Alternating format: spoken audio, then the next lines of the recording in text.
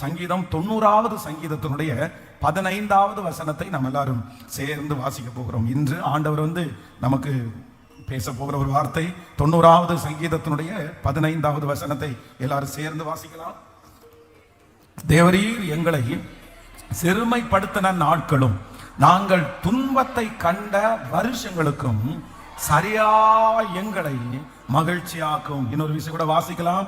தேவரீர் எங்களை சிறுமைப்படுத்தின நாட்களுக்கும் நாங்கள் துன்பத்தை கண்ட வருஷங்களுக்கும் சரியா எங்களை மகிழ்ச்சியாக்கும். ஹல்லேலூயா.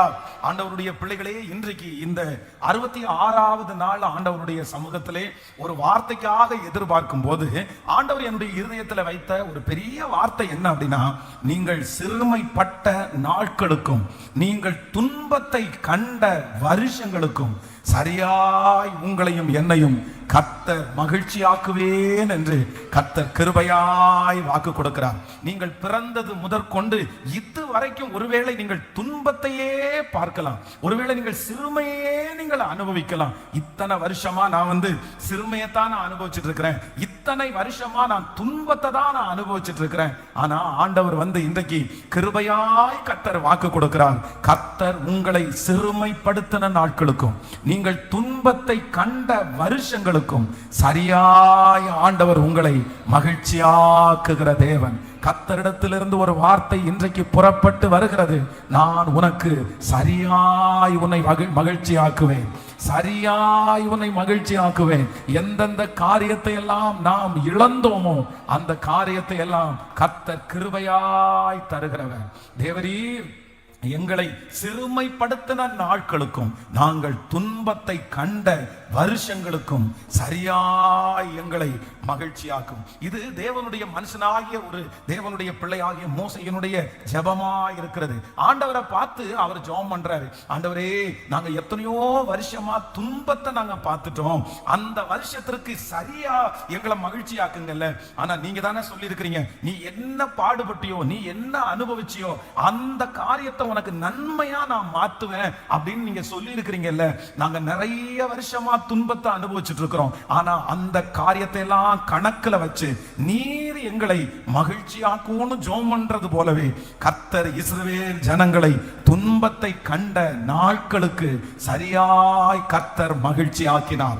நமக்கு தேவன் பதில் செய்கிற தேவனாய் இருக்கிறார். நான் விசுவாசிக்கிறேன், இந்த 100 days ஜெபத்துல கர்த்தர் வாக்கு கொடுக்கிறார். உங்களுக்கு கர்த்தர் பதில் செய்ய போகிறார்.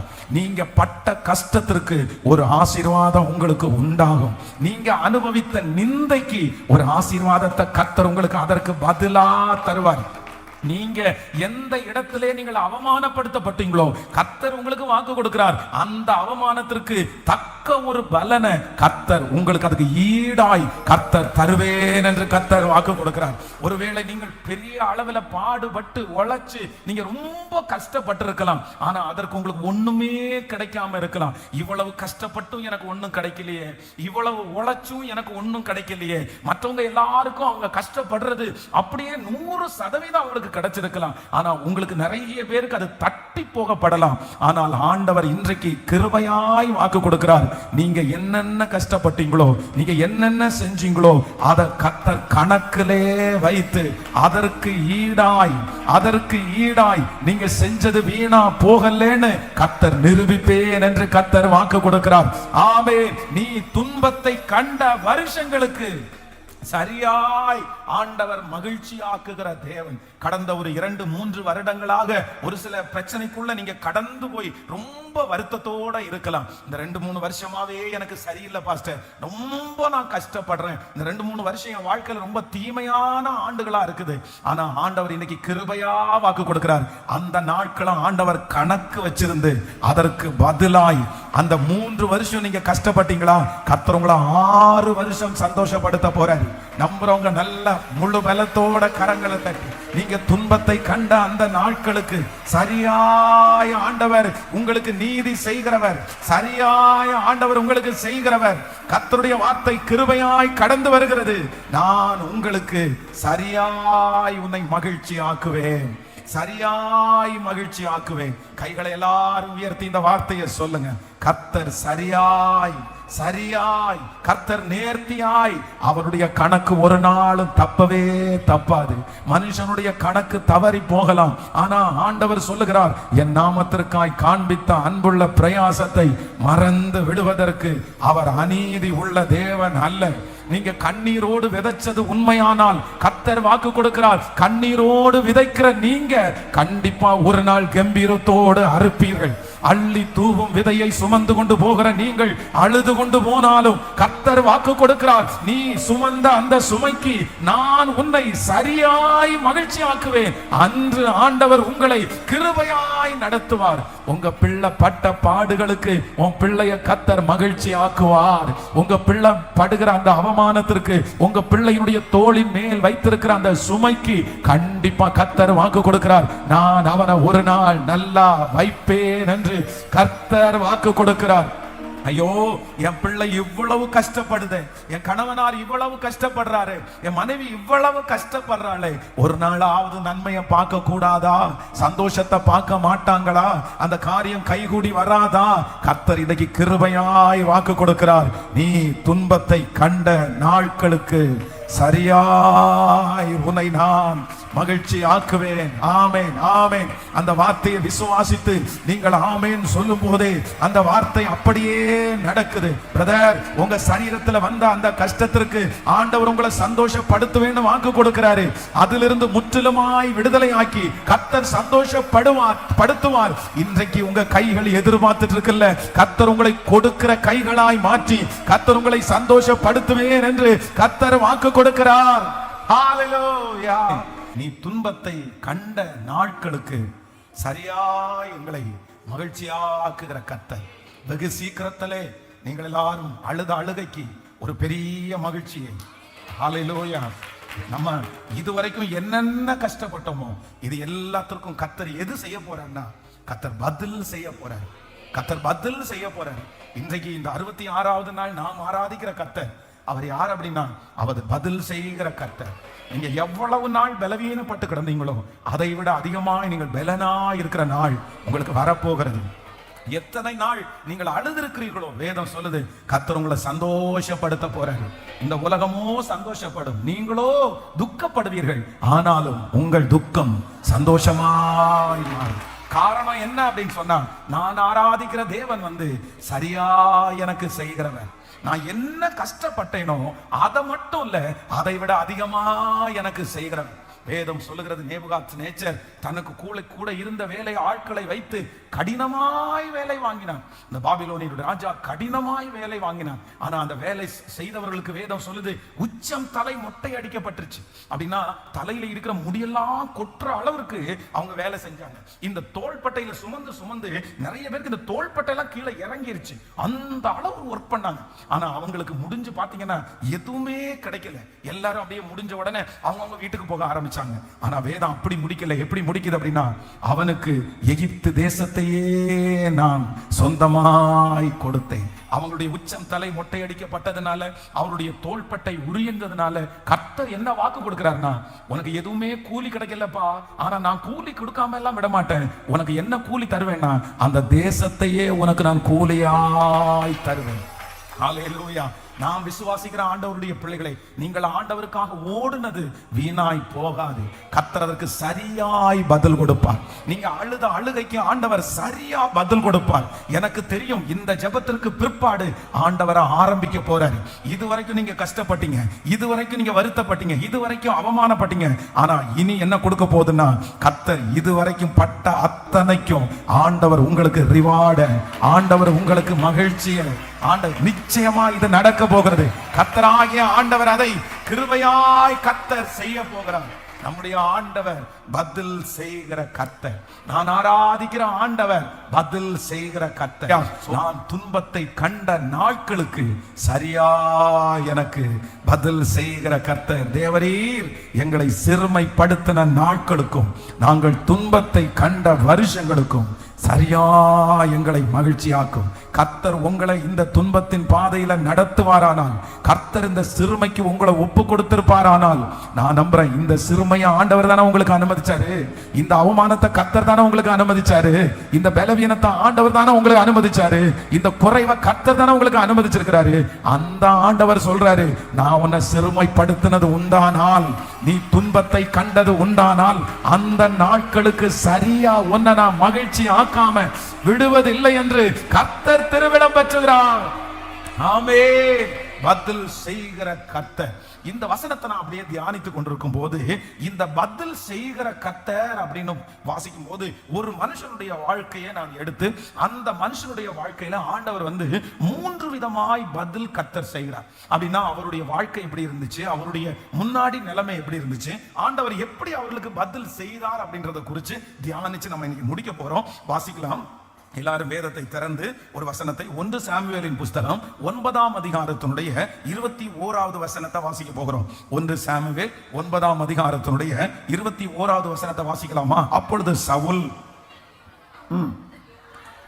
பிரதியுத்தரமாக, நான் இஸ்ரவேல் கோத்திரங்களிலே சிறிதான பென்யமீன் கோத்திரத்தான் அல்லவா? பென்யமீன் கோத்திரத்திற்கு குடும்பங்களில் எல்லாம் என் குடும்பம் அற்பமானது அல்லவா? நீர் இப்படிப்பட்ட வார்த்தையை என்னிடத்தில் சொல்லுவானேன் என்றான். சாமுவேல் சவுலையும் அவன் வேலைக்காரனையும் போஜன சாலைக்குள்ளே அழைத்து கொண்டு போய், ஆமென், அவர்களை அழைப்பிக்கப்பட்டவர்களுக்குள்ளே தலைமையான இடத்திலே வைத்தான். அழைக்கப்பட்டவர்கள் ஏறக்குறைய 30 பேராய் இருந்தார்கள். கர்த்தருடைய பிள்ளைகளே, இந்த இடத்துல வந்து 21வது வசனத்துல நம்ம வாசிக்கும் போது யாரை குறித்து வேதம் சொல்லுதுன்னா, சவுல் என்கிற ஒரு மனுஷனை குறித்து சொல்லப்படுகிறது. நல்லா கவனிச்சுங்க. இந்த சவுல் இது எழுதுற சூழ்நிலை என்ன அப்படின்னா, சவுல் வந்து தன்னுடைய காணாமல் போன தன்னுடைய கழுதையை தேடி போறார். அப்படின்னா கீஸ் என்பவனுடைய மகன் தான் இந்த சவுல். அவனுடைய அப்பா அவனுடைய கழுதை காணாம போகுது. உடனே இந்த பையனும் இவனோடு கூட சேர்ந்து வந்து அவருடைய வேலைக்காரரும் சேர்ந்து என்ன பண்றாங்கன்னா, இந்த கழுதையை தேடி அவர் போறார். இந்த கழுதையை தேடி தேடி தேடி தேடி போய் கிட்டத்தட்ட 5 மாகாணங்களை தாண்டி போறார்.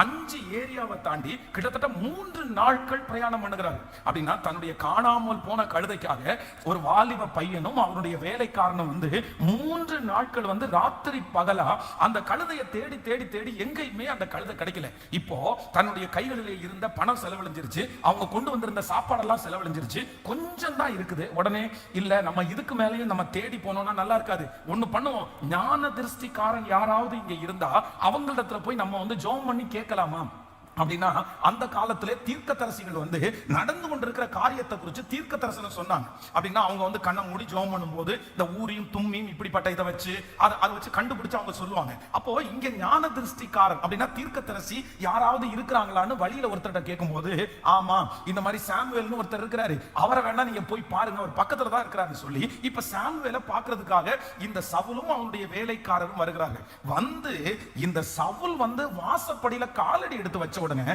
அங்க இருந்து சாமுவேல் சொல்றாரு, சத்தமா சொல்றாரு, வாப்பா வாப்பா, அவர் இன்னும் பார்க்கவே இல்லை, உள்ள வாப்பா, ஆண்டவர் உன்னதான்ப்பா தேடிட்டு இருக்கிறாரு, நீ கழுதையை தேடி வந்திருக்கிற, ஆனா ஆண்டவர் உன் மேல வச்சிருக்கிற திட்டம் ரொம்ப பெருசு, நீ கழுதையை தேடி அலைஞ்சது போதும், இஸ்ரவேல் ஜனங்கள் ராஜா வேணும்னு கேட்டாங்க, அந்த ராஜாவா ஆண்டவர் உன்னதான் அபிஷேகம் பண்றாரு, அப்படி உள்ளவா, உனக்காக தான் இந்த சாப்பாடெல்லாம் ஆயத்தம் பண்ண வச்சிருக்குது அப்படின்னு அவர் சொல்லும் போது இந்த சவுல் பிரதியுத்தரமா என்ன சொல்றாரு அப்படின்னு சொன்னா, நீர் அப்பொழுது சவுல் பிரதியுத்தரமாக, நான் இஸ்ரவேல் கோத்திரங்களிலே சிறிதான பென்யமீன் கோத்திரத்தான் அல்லவா? நல்லா கவனிச்சுங்க, இந்த வசனத்துக்கு ஒரு பெரிய பின்னணி இருக்குது. அப்படின்னா நம்முடைய தேவன் யார் அப்படின்னா, நமக்கு பதில் செய்கிற கர்த்தர். கைகளை அசைத்து ஒரு ஹல்லேலூயா சொல்லலாம். நல்ல கவனமா கேளுங்க. அப்பொழுது இந்த சவுல் என்ன சொல்றாரு அப்படின்னா, நான் இஸ்ரவேல் கோத்திரங்களில் சிறிதான பென்யமீன் கோத்திரத்தான் அல்லவா? அப்படின்னா இஸ்ரவேல் ஜனத்துக்குள்ள எத்தனை கோத்திரம் இருக்கு அப்படின்னா 12 கோத்திரம் இருக்குது. அந்த 12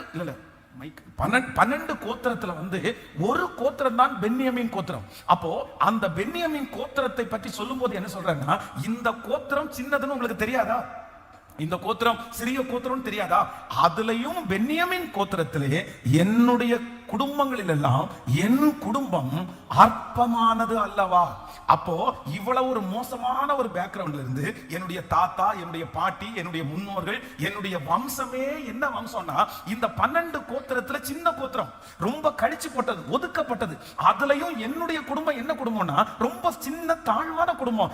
என்ன பார்த்து நீங்க இஸ்ரவேல் ராஜாவா என்ன கர்த்தர் அபிஷேகம் பண்ண போறாரு அப்படின்னு நீங்க எதுக்கு எப்படி சொல்றீங்க? எப்படி இது நடக்கும் அப்படின்னு அந்த கேள்வியை கேட்கிறேன். ஏன், எதனால இந்த கோத்திரம் சின்ன கோத்திரமா மாறிடுச்சு அப்படின்னா, இந்த 12 கோத்திரத்துக்கும் இஸ்ரவேல் நடுவில் ஆண்டவர் என்ன பண்ணியிருந்தாருன்னா, கர்த்தர் சம உரிமை தான் கர்த்தர் கொடுத்திருந்தார். 12 கோத்திரமும் முக்கியமான கோத்திரம். இந்த 12 பேரையும் கர்த்தர் ஒரே போல தான் கர்த்தர் பார்த்தார். ஆனா இந்த 12 கோத்திரத்துல இந்த பென்யமீன் கோத்திரம் மட்டும் எப்படி சின்னதாயிருச்சு அப்படின்னு நீங்க வாசித்து பார்ப்பீர்களானால் அதற்கு ஒரு அதிகாரம் இருக்குது. நீங்க எடுத்துக்கொள்ளலாம். நியாயாதிபதிகளின் புஸ்தகத்தை எடுக்கலாமா? நியாயாதிபதிகளின் புஸ்தகம் 20ஆம் அதிகாரத்தினுடைய 10வது வசனத்தை வாசிக்க போறோம். 20ஆம், அதுல நீங்க நோட் எழுதி வச்சுக்கோங்க. நியாயாதிபதிகளுடைய புஸ்தகம் 19வது அதிகாரம், 20வது அதிகாரம், 21வது அதிகாரம். நல்லா கவனிச்சுங்க, என்ன நீங்க கவனிங்களே. இப்போ என்ன அப்படின்னு சொன்னா 19ஆம் அதிகாரம், 20ஆம் அதிகாரம், 21வது அதிகாரம், இந்த 3 அதிகாரத்திலையுமே இந்த பென்யமீன் கோத்திரம் ஏன் சின்ன கோத்திரமா மாறிச்சுன்ற ஸ்டோரி இந்த நியாயாதிபதிகள் 19, 20, 21 எழுதப்பட்டிருக்கிறது. முடிஞ்சா நீங்க இன்னைக்கு இந்த ஆராதனை முடிச்சதுக்கு அப்புறம் வீட்டுக்கு போய் இல்ல ஆன்லைன்ல இருக்கிற பிள்ளைகளும் வீட்டுல இந்த 19, 20, 21வது அதிகாரத்துல வாட்சி பாருங்க. ஏன் இந்த பென்யமீன் கோத்திரம் சின்ன கோத்திரமாய் மாறிடுச்சு அப்படின்னு எழுதப்பட்டிருக்கும். என்ன அப்படி நான் ஷார்ட்டா உங்களுக்கு சொல்லிடுறேன் என்ன நடக்குது அப்படின்னு சொன்னா, நீங்க 10வது வசனத்தை வாசிக்கும் போது, பென்யமீன் கோத்திரமான கிபியா பட்டணத்தார் இஸ்ரவேலிலே செய்த எல்லா மதிகேட்டுக்கும் தக்கதாக ஜனங்கள் செய்யும்படி நாம் தானிய வம்சங்களை சம்பாதிக்கிறதற்கு இஸ்ரவேல் கோத்திரங்களில் எல்லாம் 100 பேரில் 10 பேரையும், 1000 பேரில் 100 பேரையும், 10,000 பேரில் 1000 பேரையும் தெரிந்தெடுப்போம் என்றார்கள். நீங்கள் 19ஆம் அதிகாரம் 10வது வசனத்தை கூட வாசிக்கலாம். நியாயாதிபதிகள் 19ஆம் அதிகாரத்தினுடைய 10வது வசனத்தை வாசிக்கலாமா? 19ஆம் அதிகாரத்தினுடைய 10வது வசனம் வாசிக்கலாம். அந்த மனுஷனும் ராத்திரிக்கு இருக்க மனதில்லாமல் 2 கழுதையின் மேலும் சேனம் வைத்து தன் மறுமனையாட்டியை கூட்டிக் கொண்டு எழுந்து புறப்பட்டு எருசலேமன் ஆகிய ஏபூசுக்கு நேராக வந்தான். கவனிங்க, இப்ப என்ன நடக்குது அப்படின்னு சொன்னா, லேவியனான ஒரு மனுஷன், இந்த லேவியனான மனுஷன் என்ன பண்ணிருக்கான், ஒரு பொண்ணை கல்யாணம் பண்ணிருக்கான். இந்த பொண்ணு கல்யாணம் பண்ணி தன்னுடைய இந்த ஸ்டோரி நீங்க வாட்சி பாத்தீங்கன்னா இந்த 19, 20, 21வது அதிகாரத்தில் இருக்கிற ஸ்டோரியை சொல்றேன். அப்படின்னா இவர் கல்யாணம் பண்ணி அந்த பொண்ணு என்ன பண்ணிச்சுன்னா கோவிச்சுட்டு தன்னுடைய தகப்பனாருடைய வீட்டுல இருக்கிறாங்க. உடனே தன்னுடைய தகப்பனாருடைய வீட்டுல இருக்கிற இந்த மனைவிய சரி நம்ம இனி சண்டை போட்டு இருக்க வேண்டாம், நம்ம சமரசம் பண்ணி நம்ம கூட்டிட்டு போவோம்னு சொல்லி இந்த லேவியனான மனுஷன் எங்க வராரு அப்படின்னு சொன்னா தன்னுடைய மாமனாருடைய வீட்டுக்கு வராரு. இந்த மாமனாருடைய வீட்டுக்கு அவர் வராரு. வந்த உடனே இந்த மாதிரி மாமனார் பாத்தீங்கன்னா இந்த மருமகன் மேல ரொம்ப அவருக்கு பாசம். அவர் சரி நான் கிளம்புறேன் அப்படின்னு சொல்றாரு. நீங்க அதை வாட்சி பாத்தீங்கன்னா தெரியும். இல்ல இன்னைக்கு கிளம்ப வேண்டாம், நீங்க நாளைக்கு கிளம்புங்க. நாளைக்கு அதே மாதிரி கிளம்பும் போது இல்ல இன்னைக்கு கிளம்ப வேண்டாம், அடுத்த நாள் கிளம்புங்க. இப்படியே கிட்டத்தட்ட ஒரு 5-6 நாள் தாண்டிருச்சு. ஆனா இந்த மருமகன் என்ன சொல்றாரு அப்படின்னா, ஒரு நாள் சாயந்தரம் முடிவெடுத்தாரு, இல்ல மாமா நான் இனி வீட்டுல இருக்க மாட்டேன் அப்படின்னு சொல்லி தன்னுடைய மனைவியையும் தன்னுடைய அந்த கழுதையை மேல ஏற்றி இப்போ பிரயாணம் பண்ணுகிறாரு. இவர்கள் பிரயாணம் பண்ணி வரும்போது பாத்தீங்கன்னா இடையில இருட்டிருச்சு. இப்ப இவளுக்கு ராத்திரி ஒருத்தர் ஸ்டே பண்ணணும். அப்ப எந்த இடத்துலயுமே இவர்களுக்கு தங்குறதுக்கு வீடு இல்லாதனால தெருவில் ஒரு இடத்துல உட்கார்ந்து இருக்கிறாங்க. அந்த தெருவில் உட்கார்ந்து இருக்கும்போது பாத்தீங்கன்னா நீங்க 16வது வசனத்தை வாசிக்கும் போது 19ஆம் அதிகாரம் 16வது வசனம், வயலிலே வேலை செய்து மாலையிலே வீடு திரும்புகிற ஒரு கிழவன் வந்தான். அந்த மனுஷனும் எப்ராயிம் மலை தேசத்தான், அவன் கிபியாவிலேயே சஞ்சரிக்கிறவனாய் வந்தான். அவ்விடத்து மனுஷரோ பென்யமீனர். நல்லா கவனிச்சுங்க, இதை அண்டர்லைன் பண்ணிக்கங்க. 19ஆம் அதிகாரத்தினுடைய 16வது வசனம். ஹலோ கவனிங்க, இப்ப உங்களுக்கு புரியுது. இவங்க ராத்தங்குகிற இடத்துல இருக்கிறவங்க பேர் தான் யாரு கீழே சொல்லப்பட்டிருக்குது. அவ்விடத்து மனுஷரோ யாராமா? இப்போ சவுல் எந்த குடும்பத்துல இருந்து வந்தா? பென்யமீன் குடும்பத்துல. பென்யமீன் குடும்பத்துல என்னுடைய பென்யமீன்றதே என்னதான் எனக்கு எங்களுடைய கோத்திரம் 12 கோத்திரத்துல சின்ன கோத்திரம். அந்த சின்ன கோத்திரத்துல என்னுடைய குடும்பம் ரொம்ப அற்பமானது அப்படின்னு சொல்றான். அப்போ இந்த பென்யமீன் கோத்திரம் ஏன் சின்னதா மாறிச்சுன்றதுக்கு தான் இந்த விளக்க சொல்றேன்.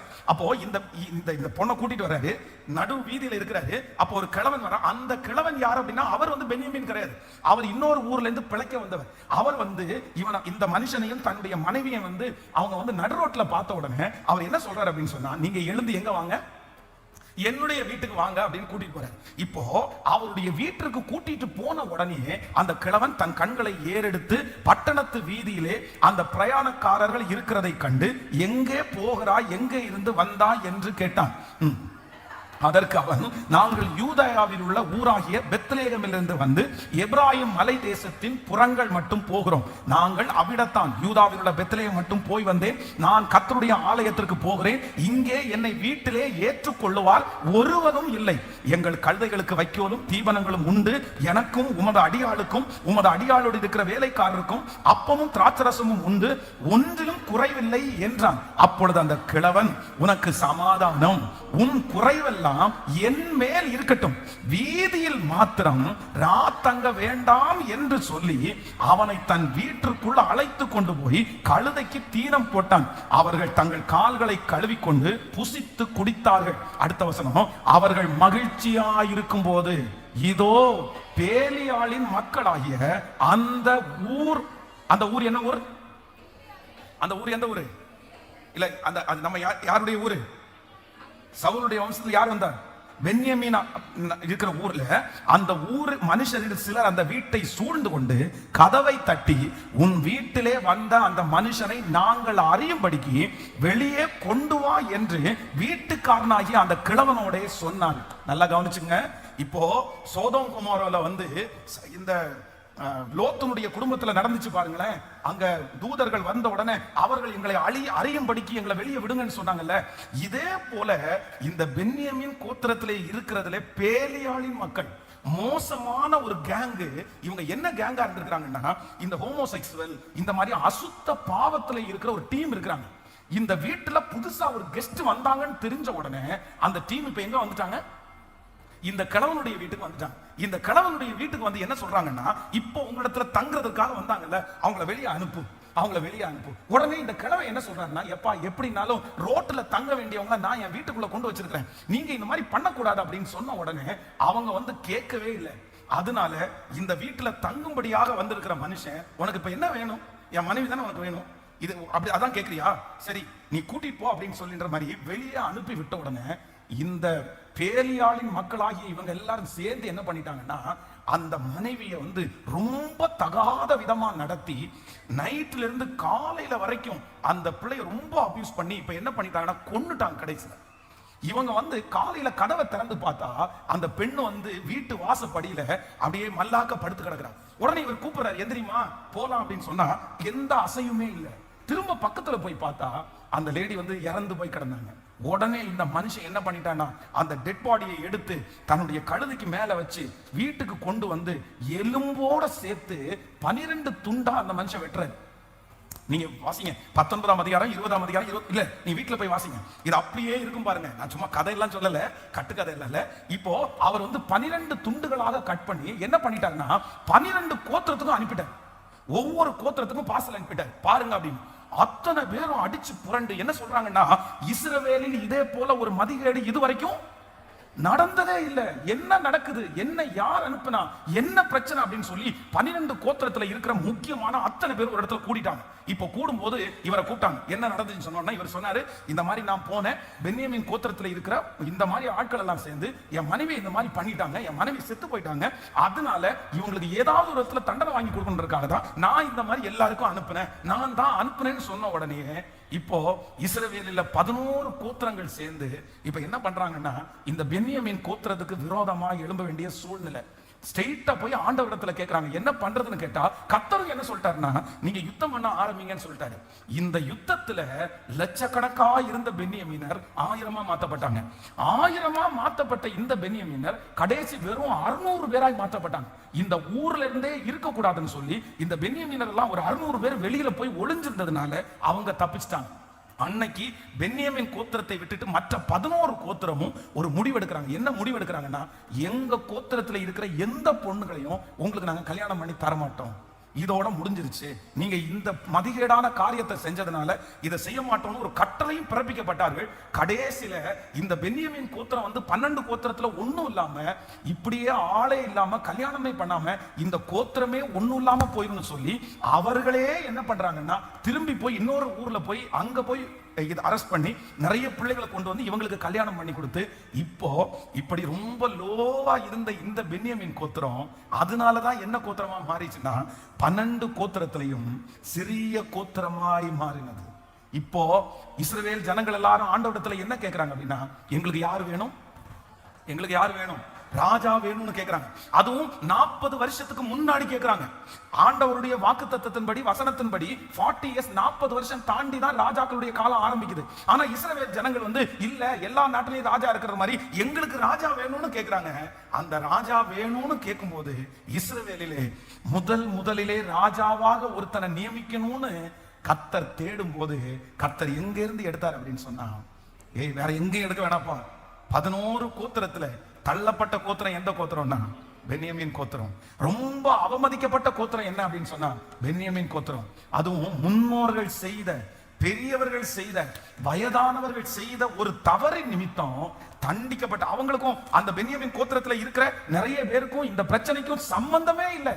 ஆனா யாரோ ஒருத்தர் செய்த தவறுக்காக இத்தனை ஆண்டுகளும் அந்த கோத்திரம் என்ன கோத்திரமா இருக்கு அப்படின்னு சொன்னா ரொம்ப சிறிய கோத்திரமா இருக்குது.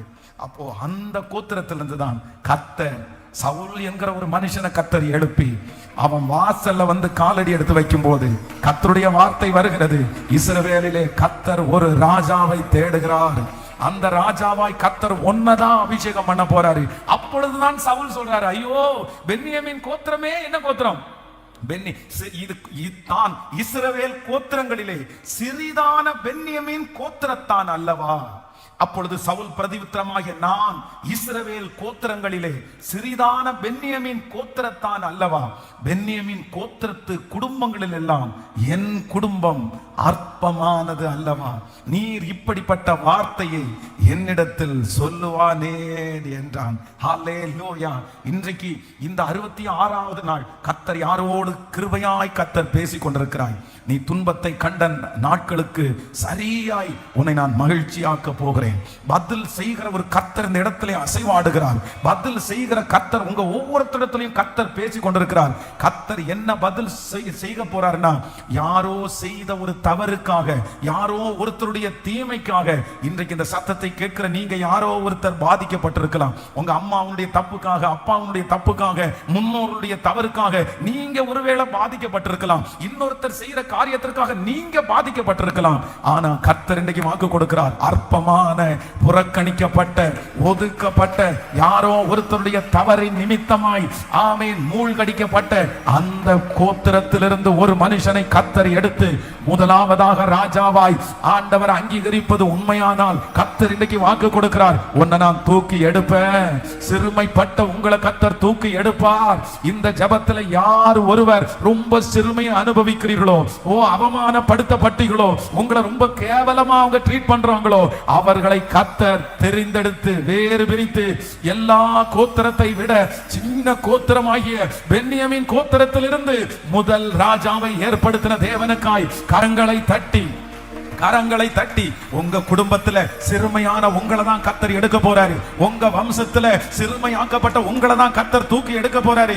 எஸ் சிஸ்டர், பிரதர், இது நடக்கும், நிச்சயமாய் நடக்கும். இந்த ஜபத்தை கர்த்தர் அதற்காக தான் துவங்க பண்ணினார். இல்ல ஆண்டவருடைய வஸ்திரம் உங்க மேல விழுது, கர்த்தருடைய சால்வை உங்க மேல விழுது, கர்த்தருடைய அழைப்பு புறக்கணிக்கப்பட்ட, ரொம்ப ஒதுக்கப்பட்ட, தகுதியே இல்லைன்னு சொன்ன நமக்கு நேராய் ஹல்லேலூயா, நமக்கு நேராய் ஹல்லேலூயா என்னை பலப்படுத்துகிற கிறிஸ்து. ஆமென்.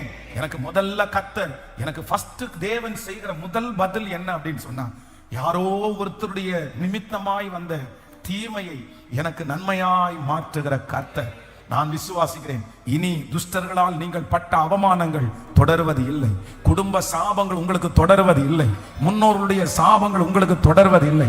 அம்மா செஞ்சது, அப்பா செஞ்சது உங்க தலை மேல இருக்காது, யாரோ ஒருத்தர் செஞ்சுட்டு போனது உங்க தலை மேல இருக்காது. கர்த்தர் அதிலிருந்து ஒரு பெரிய விடுதலையை கர்த்தர் கிருபையாய் தருகிறார். கைகளை உயர்த்தி இயேசுவே இதோ ஆண்டவர் பென்யமின் கோத்திரத்தை தேடி வருகிறார்.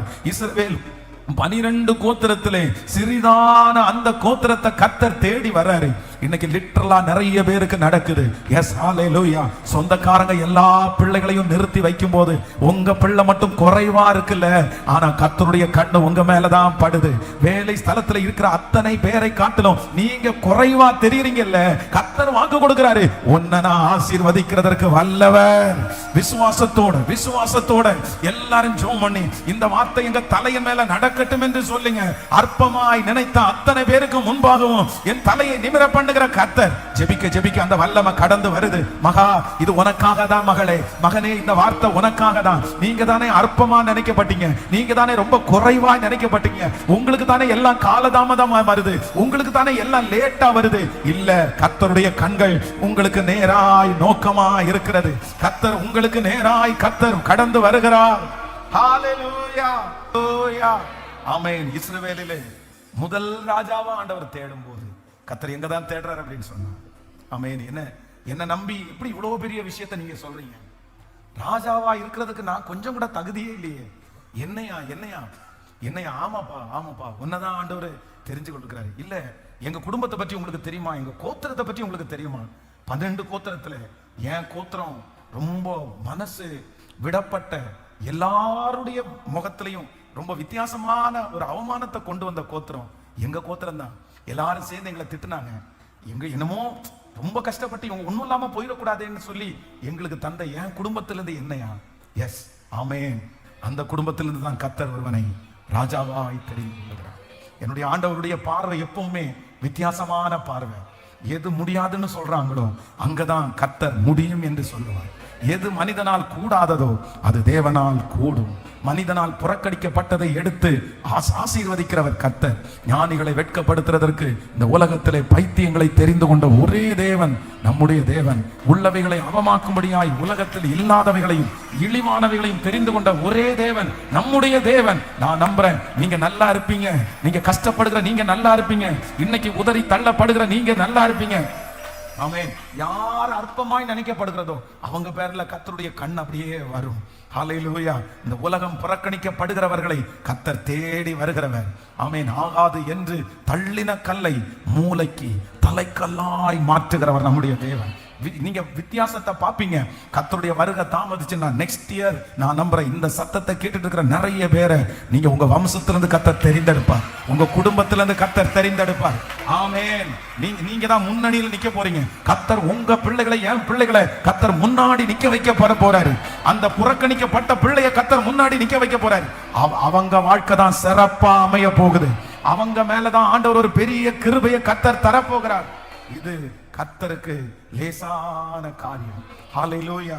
நான் தீர்க்க தரிசனமாய் ஆண்டவருடைய வார்த்தையை நான் சொல்றேன். யாரோ செய்த ஒரு தவறுக்காக, யாரோ ஒருத்தருடைய குற்றத்திற்காக இந்த ஜெபத்தில் இருக்கிற யார் நீங்கள் தண்டிக்கப்படுகிறீர்களோ, யார் தண்டிக்கப்படுகிறீர்களோ, அவன் வாங்கின கடனுக்காக நான் கஷ்டப்படுறேன் பாஸ்டர், அவன் பேசின பேச்சுக்காக நான் இன்னைக்கு கஷ்டப்படுகிறேன், இன்னொருத்தருடைய தவறு நிமித்தமாய் இந்த சத்தத்தை கேட்கிற யார் ஒருவர் நீங்க பயத்தோடு கவலையோடு இருக்கிறீர்களோ, நான் நம்புறேன் ஆண்டவரால் உங்களை என்னையும் தூக்கி எடுக்கிறதுக்கு கர்த்தருக்கு லேசான காரியம். ஆண்டவரால முடியும். உங்களை மாட்டி விட்ட ஜனங்களுக்கு முன்னாடி கர்த்தர் உங்களை தூக்கி நிறுத்துறதற்கு கர்த்தர் வல்லவராய் இருக்கிறார். அந்த சிறையிருப்பை மாற்றுவார், அந்த சிறுமையை கர்த்தர் மாற்றுவார்.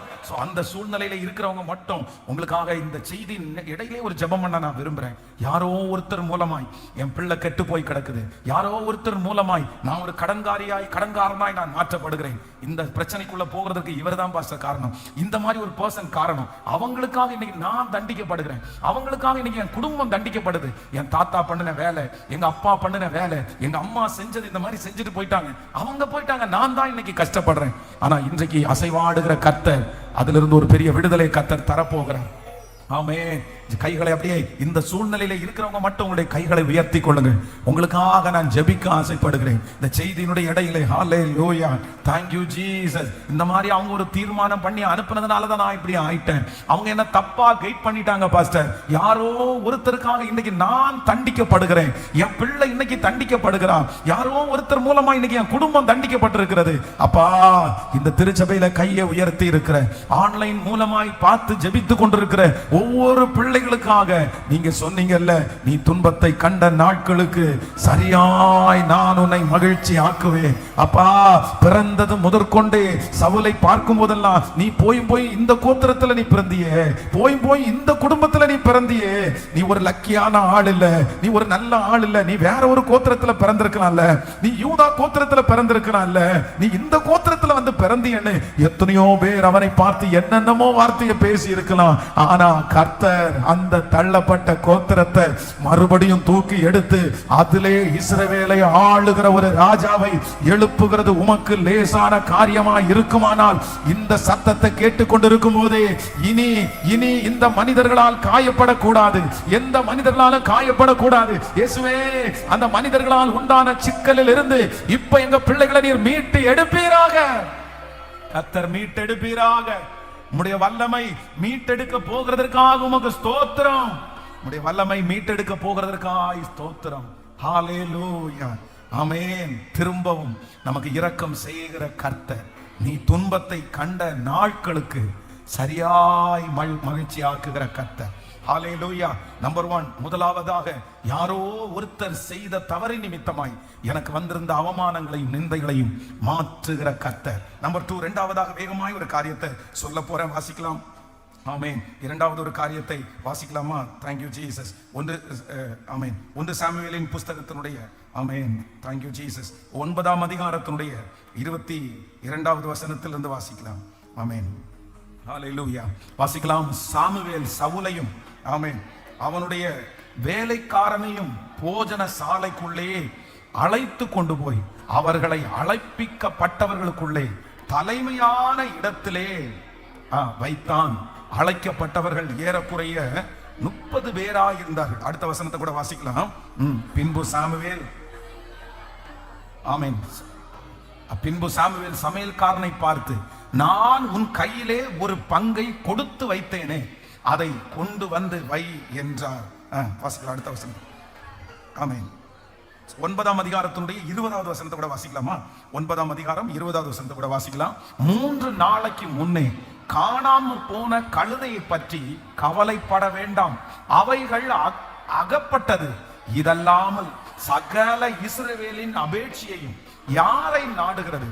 உன்னையும் உன் வீட்டார் அனைவரையும் அல்லவா என்றார். ஹல்லேலூயா.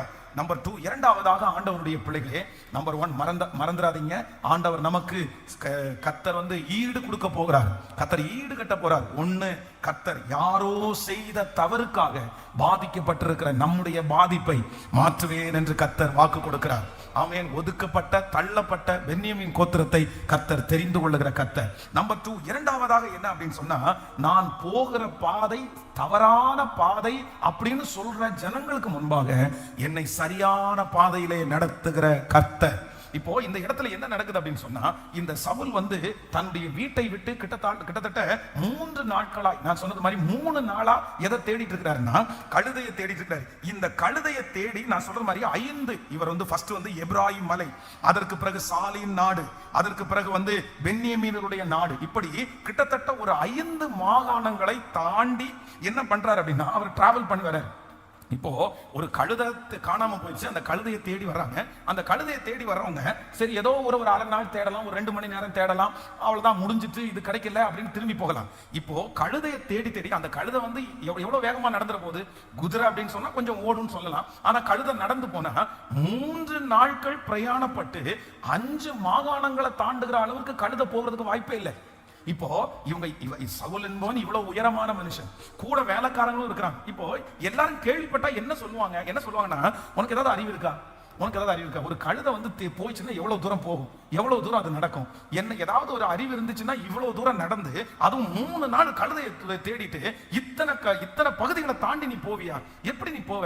இது உனக்கு தவறான பாதைன்னு தெரியலையா?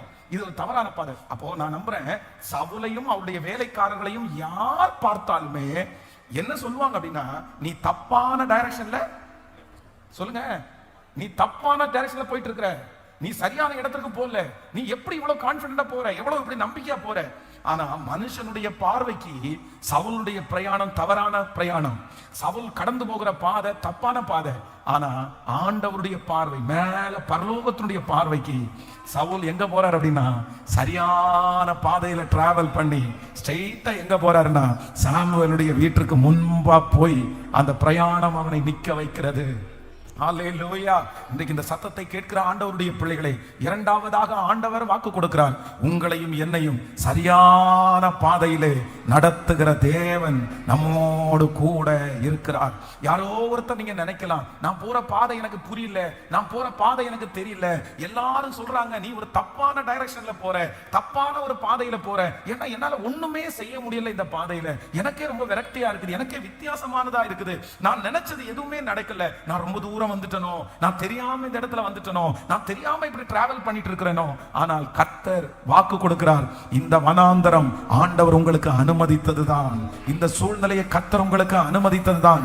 இந்த பாதையிலே மகளே நீங்கள் குழம்ப வேண்டாம், குழம்பி தவிக்க வேண்டாம். கர்த்தர் வாக்கு கொடுக்கிறார், நான் உன்னை நடத்துகிறேன். இந்த பாதையில கர்த்தர் தான் உங்களை நடத்துறாரு. இந்த கடினமான பாதையை தாண்டக்கூடிய பலன் ஆண்டவர் உங்களுக்கு தருவார். இந்த வனாந்தரத்தை கடக்கக்கூடிய பலனை கர்த்தர் தருவார்.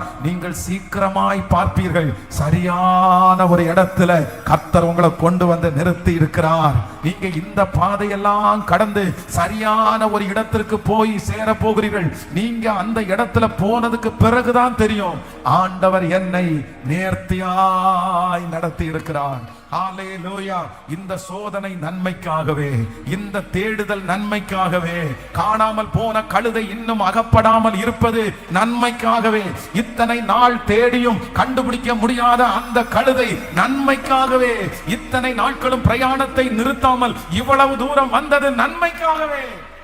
யார் நடத்துறாருன்னா கர்த்தர் ஒருவரே நடத்துகிறார். கர்த்தர் ஒருவரே நடத்துகிறார். வெறும் லகுவான பாதையிலே நடத்துகிறவர் அல்ல, நேர்த்தியான பாதையிலே நடத்துகிறவர். சுற்றி இருக்கிற நிறைய சொந்தக்காரங்க உங்களை பார்த்து சொல்லலாம், நீ இந்த படி இந்த இது படிச்சதுக்கு இது படிச்சிருக்கலாம்ல, நீ இங்க வேலைக்கு போனது இங்க வேலைக்கு போயிருக்கலாம்ல, நீ இப்படி போயிருக்கலாம்ல, நீ அந்த மாதிரி டிசைட் பண்ணி இருக்கலாம்ல.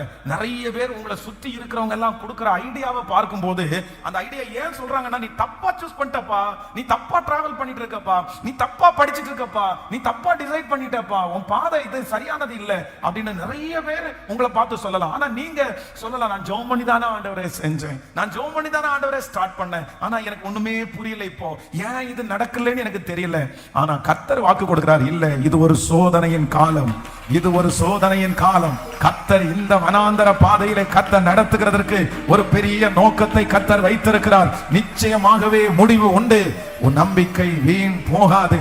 ஹல்லேலூயா. கர்த்தருடைய வருகை தாமதித்தால் வருகிற ஆண்டு ஒரு சரியான இடத்துல கர்த்தர் உங்களை கொண்டு வந்து நிறுத்துவார். உங்களுக்காக அங்கே முன்னங்கால் தொடை ஆயத்தப்படுத்தப்பட்டிருக்கும்.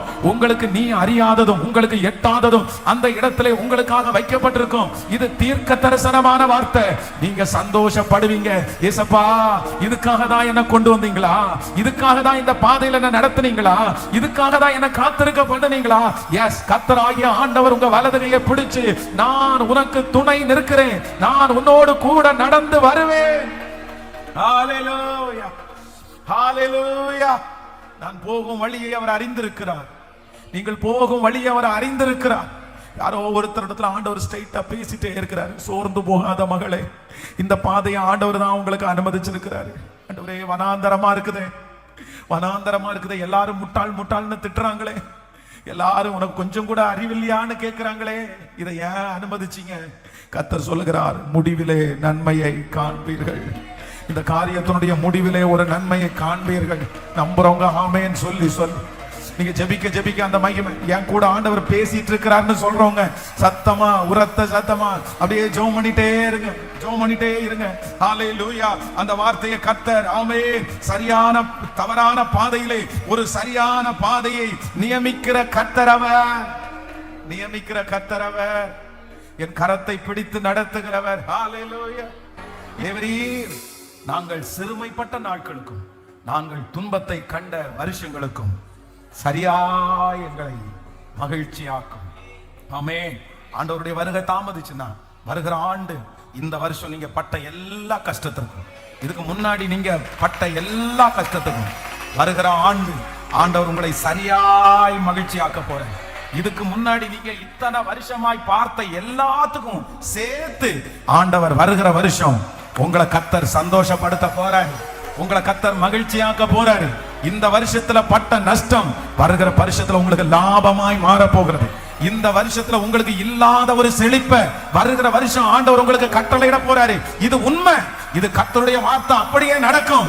ஆமென். தேவரீர், நாங்கள் எங்களை சிறுமைப்படுத்தின நாட்களுக்கும் நாங்கள் துன்பத்தை கண்ட வருஷங்களுக்கும் சரியா எங்களை மகிழ்ச்சியாக்கும். ஹல்லேலூயா. 30 வயசு வரைக்கும் யோசேப்பினுடைய கால்கள் விலங்கு போட்டு ஒடுக்கினார்கள். ஆனா 30வது வயசுல கர்த்தர் பார்வோனுக்கு முன்னாடி கொண்டு வந்து நிறுத்தி அவனுக்கு ரிவார்டு கர்த்தர் கொடுக்க ஆரம்பிச்சிட்டாரு. இதுவரையிலையும் அந்த குடும்பத்துல அத்தனை சகோதரர்கள் இருந்தாலும் யோசேப்பு தான் ரொம்ப பாடுபட்டான். யோசேப்பு தான் ரொம்ப அவமானப்படுத்தப்பட்டான். யோசேப்பு தான் குழியில போட்டாங்க. யோசேப்பு தான் சிறைச்சாலைக்கு போனான். அந்த குடும்பத்திலே அதிகமாய் ஆசீர்வதிக்கப்பட்டதும் யோசேப்பு தான். காரணம், நீ துன்பத்தை கண்ட நாட்களுக்கு சரியா பிரதர். ஆண்டவர் ஃபர்ஸ்ட் நமக்கு துன்பத்தை தான் அனுபவிப்பார். சில நேரத்துல ஃபர்ஸ்ட் ஆரம்பத்துல உங்களுக்கு கஷ்டமா தான் இருக்கும். ஆரம்பத்துல உங்களுக்கு அவமானம் இருக்கும். ஆரம்பத்துல உங்களை யாரும் மதிக்க மாட்டாங்க.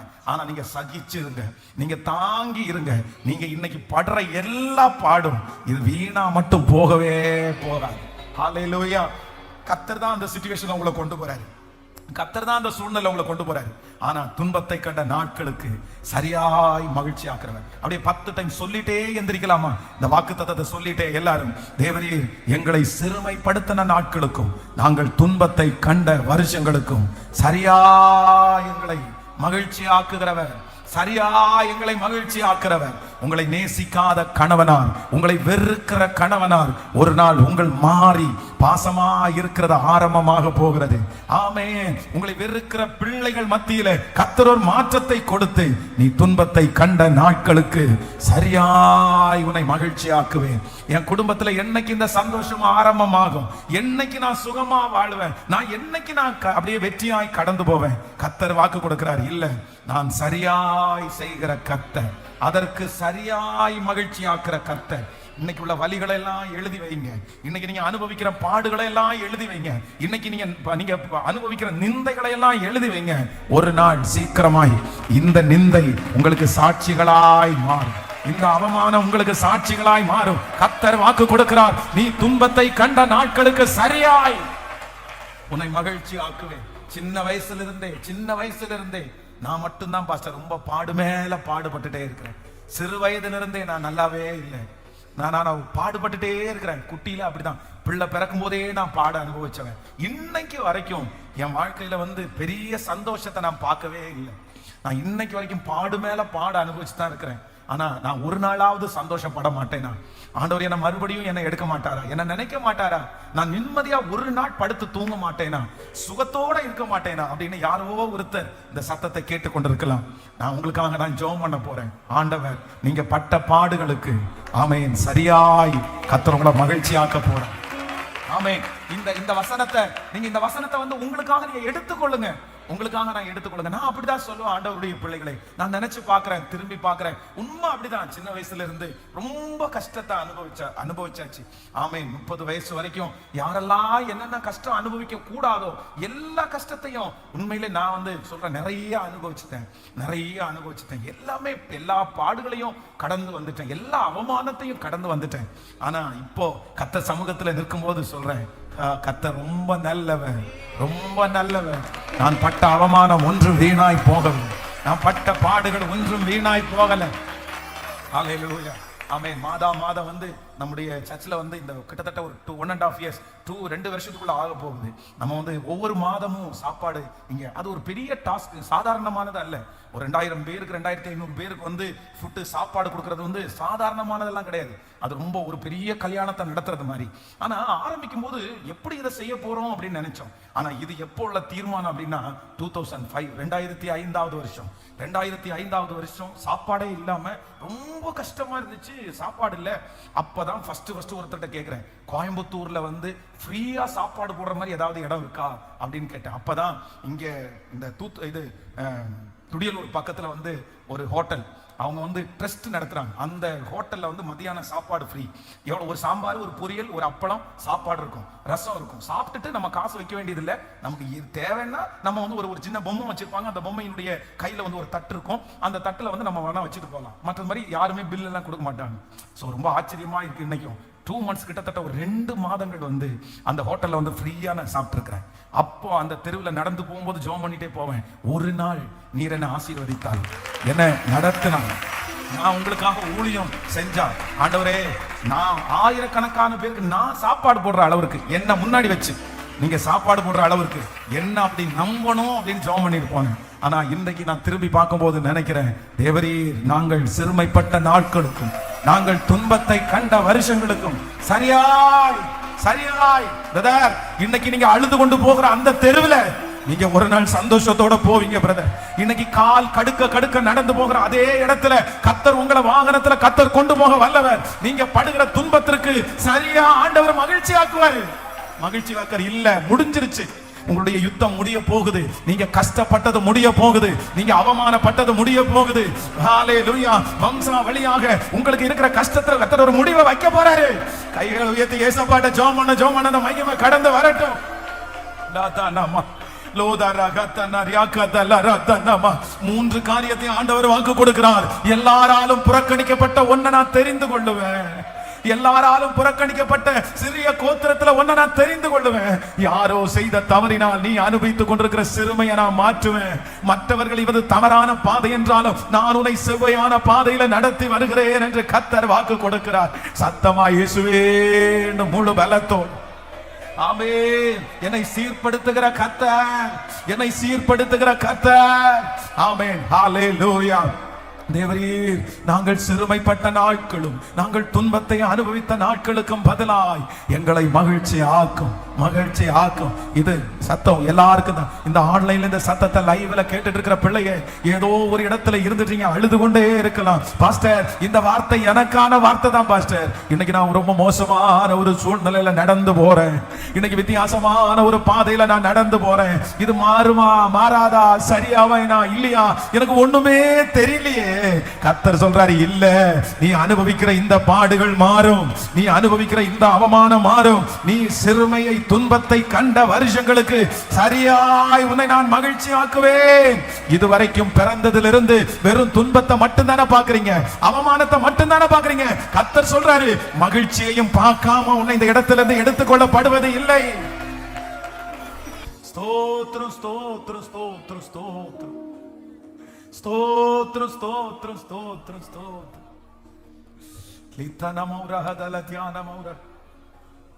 பென்யமீன் கோத்திரத்தினுடைய சிறிய கோத்திரத்தை தெரிஞ்சு கொண்டீங்களே அப்பா. Thank you Jesus. நான் தவறான பாதையில நடக்கிறேனோ அப்படின்னு நினைச்ச அந்த பிள்ளைய, இல்ல, நீ சரியான பாதையில தான் நீ நடந்து வந்திருக்கிற. நீ இந்த மாதிரி வழி மாறி எல்லாம் போகல, நீ தெரியாம எல்லாம் இத்தனை நாள் நடக்கல. ஒரு திட்டத்தை ஆண்டவர் வச்சு அந்த திட்டத்துக்கு நேரா உன்னை நடத்தி கூட்டிட்டு வந்திருக்கிறாரு. நீ போயிட்டு இருக்கிற பாதை தப்பான பாதை இல்ல, இது உனக்கு நியமிச்ச பாதை தான், உனக்கு முன்குறிச்ச பாதை தான். ஆனா இந்த பாதை நேரா ஸ்ட்ரெயிட்டா உனக்காக ஆயத்தம் பண்ணி பட்டிருக்கிற அந்த ராஜ அபிஷேகத்திற்கு நேரா உன்னை கொண்டு போய் விடும்னு இன்னைக்கு பேசுற வார்த்தைய என் பிள்ளைங்க கரங்களை தட்டி கொண்டு இருக்கும் போதே அவங்க ஒவ்வொருத்தருடைய தலையின் மேலும் இந்த சத்தத்தை கேட்கிற ஒவ்வொருத்தர் மேலும் ஆமென்றும் ஆமென் என்றும் அப்படியே நீங்க வைக்கிறதற்காக உமக்கு ஸ்தோத்திரம். தகப்பனே, இன்றைக்கு கொடுத்த இந்த வாக்கு தத்தத்தை எங்க ஒவ்வொருத்தர் மேலே அப்படியே நிறைவேற்றுங்க. தேவரீர் எங்களை சிறுமைப்படுத்தின நாட்களும் நாங்கள் துன்பத்தை கண்ட வருஷங்களுக்கும் சரியாய் எங்களை மகிழ்ச்சி ஆக்கும். ஆண்டவரே, உம்முடைய பிள்ளையாய நான் ஜெபிக்கிறேன். எத்தனையோ பேரு 60 வயசாயிடுச்சு, 65 வயசாயிடுச்சு, 40 வயசாயிடுச்சு, இதுவரையும் கஷ்டத்தை தவிர வேற ஒன்னையுமே பார்க்கலையே, இதுவரையிலும் குறைவை தவிர வேற ஒன்னையுமே நான் பார்க்கலையே, இதுவரைக்கும் அழுகையை தவிர வேற ஒன்னையுமே நான் பார்க்கலையே அப்படின்னு நிறைய பிள்ளைகள் இந்த சத்தத்தை கேட்டுட்டு இருக்கிறது உமக்கு தெரியும் ஆண்டவரே. ஆனா நீங்க கொடுத்த வார்த்தையின்படி இப்ப நாங்க விசுவாசிக்கிறோம். இல்ல, அந்த துன்பத்தை கண்டதுக்கு ஒரு முற்றுப்புள்ளிய வச்சு இப்பிலிருந்து மகிழ்ச்சி ஆக்குறதற்கு, இன்றையிலிருந்து நீர் மகிழ்ச்சி ஆக்குறதற்கு ஆரம்பிக்கிறதற்காக உமக்கு ஸ்தோத்திரப்பா, ஸ்தோத்திரப்பா. நன்றி ஆண்டவரே. உம்முடைய பிள்ளைகளை மனதார ஆசீர்வதிக்கிறேன். உங்க கிருபை தாங்கட்டும். இயேசுவின் மூலம் ஜெபம் எடுக்கிறோம் நல்ல பிதாவே. என் ஆத்துமாவே கர்த்தரை ஸ்தோத்திரி, என் முழுவதுமே அவர் பரிசுத்த நாமத்தை ஸ்தோத்திரி. என் ஆத்துமாவே கர்த்தரை ஸ்தோத்திரி. கர்த்தர் செய்த சகல உபகாரங்களையும் மறவாது. நம்முடைய ஆண்டவராகிய இயேசு கிறிஸ்துவின் கிருபை, பிதாவாகிய தேவனுடைய அன்பு, பரிசுத்த ஆவியானுடைய அந்யோன்ய ஐக்கியம் நம்மளோடும் இன்றும் என்றும் சதா காலம் கூட இருப்பதாக. ஹல்லேலூயா, ஹல்லேலூயா, ஹல்லேலூயா. God bless you. ஆண்டவர் ஆசீர்வதிப்பார். நான் அல்ல, இயேசுவே என்னில் வாழ்கின்றார்.